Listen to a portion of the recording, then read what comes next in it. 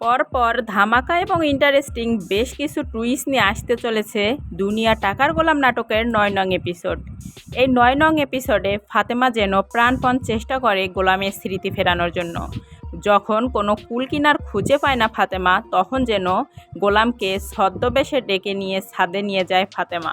ঠিক সেখানেই গোলামকে তার সমস্ত পুরনো কথা বলতে থাকে ফাতেমা।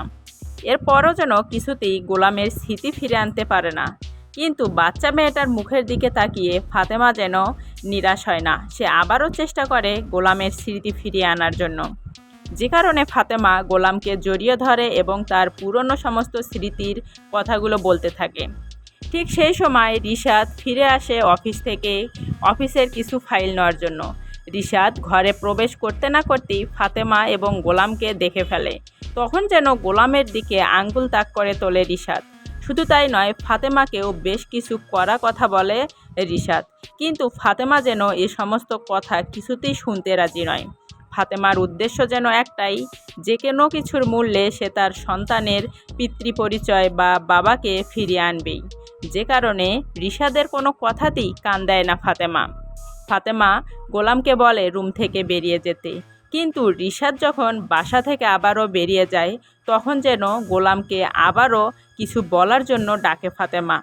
কিন্তু রিশাদের মুখ থেকে বেশ কিছু কড়া কথা শোনে গোলাম, যে কারণে পরবর্তীতে আর ফাতেমার ডাকে সাড়া না দিয়ে গোলাম তার নিজের কাজে ব্যস্ত হয়ে থাকে।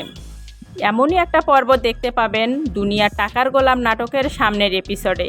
তো অনেক দুর্দান্ত এবং ধামাকা বেশ কিছু টুইস্ট ঘিরে আসতে চলেছে এই দুনিয়া টাকার গোলাম নাটকের ৯ নং এপিসোড।